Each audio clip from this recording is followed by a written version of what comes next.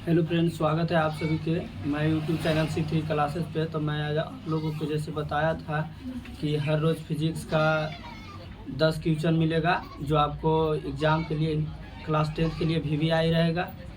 तो आपको first chapter और सेकेंड चैप्टर का सॉल्यूशन तो दे दिए थे।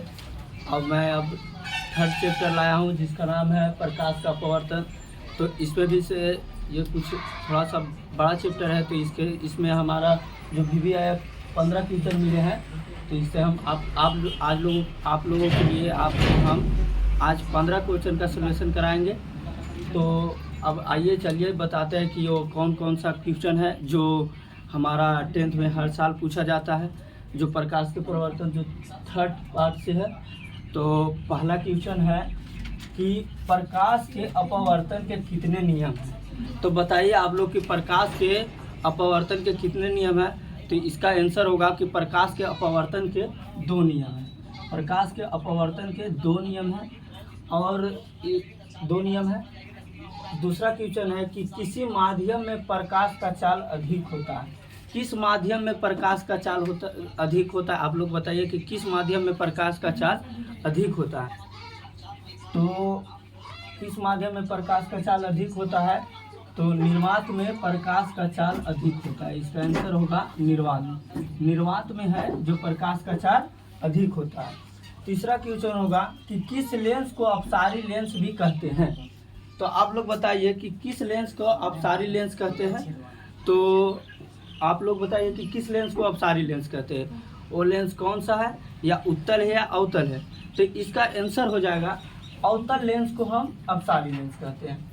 अवतल लेंस को हम अपसारी लेंस कहते हैं। अब चौथा क्वेश्चन आ गया कि तारे टिमटिमाते क्यों हैं। आप बताइए कि तारे क्यों टिमटिमाते हैं, ऐसा क्या चीज़ होता है जो तारे टिमटिमाते हैं। तो तारे टिमटिमाते हैं,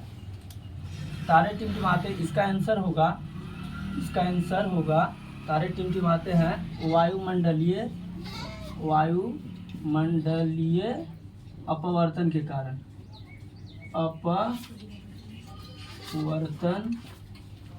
अपवर्तन के कारण जो तारे टिमटिमाते हैं, जो वायुमंडलीय अपवर्तन के कारण ही टिमटिमाते हैं। अब पांचवा क्वेश्चन है कि किस दर्पण में वास्तविक वस्तु का आभासी प्रतिबिंब बनता है। तो आप लोग बताइए कि किस दर्पण में वास्तविक वस्तु का आभासी प्रतिबिंब बनता है। तो इसका आंसर है समतल दर्पण।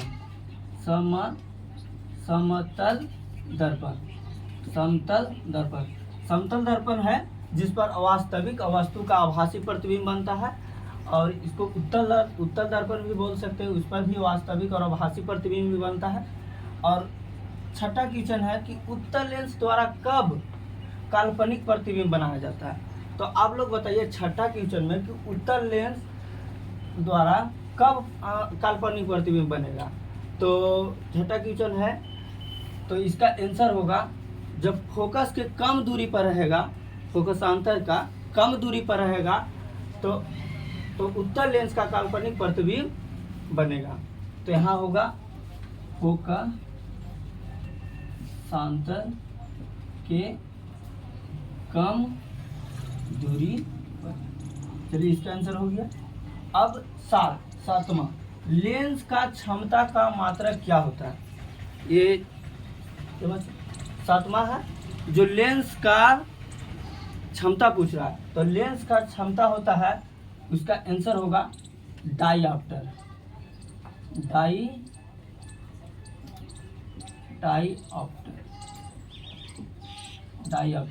जिसे हम डी से भी सूचित करते हैं। अब हो गया आठवां क्वेश्चन, किस लेंस को अभिसारी लेंस कहते हैं। तो किस लेंस को अभिसारी लेंस कहते हैं, तो इसका आंसर होगा उत्तल लेंस को हम अभिसारी लेंस कहते हैं। उत्तल लेंस को अभिसारी लेंस कहते हैं और अवतल लेंस को अपसारी लेंस कहते हैं। अब नौवां क्वेश्चन है, किसका अपर्णांक सबसे अधिक होता है। बताइए कि किसका अपवर्तनांक जो होता है जो सबसे अधिक होता है। तो हीरा का अपर्तनांक होता है बाबू, वो सबसे अधिक होता है। हीरा का अपर्तनांक जो सबसे अधिक होता है। लेंस का आवर्धन क्या होता है? तो लेंस का आवर्धन होता है, ये 10वां क्वेश्चन है कि लेंस का आवर्धन क्या होता है। तो इसका मतलब होता है लेंस का आवर्धन होता है V/U। इसका आंसर हुआ V/U। अब 11वां क्वेश्चन है, एल्कोहल का अपर्तनांक क्या होता है? आप लोग बताइए कि एल्कोहल का अपर्तनांक कितना होता है। तो एल्कोहल का अपर्तनांक होता है 1.36 होता है, जो एल्कोहल का अपर्तनांक होता है।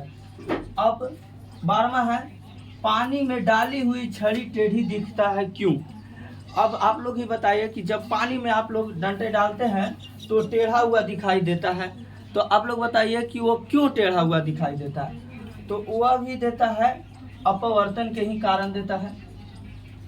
अपवर्तन के ही कारण देता है। अपवर्तन के ही कारण देता है। जो पानी में जो डंडे डालते हैं वो टेढ़ा दिखाई देता है, वो किसके कारण? अपवर्तन के कारण ही दिखाता है। अब बताइए 13वां क्वेश्चन, मृग मरीचा का कारण क्या है? मृग मरीचा का कारण क्या है ये बताइए आप लोग। तो मृग मरीचा का यही कारण है कि पहले अपरिवर्तन।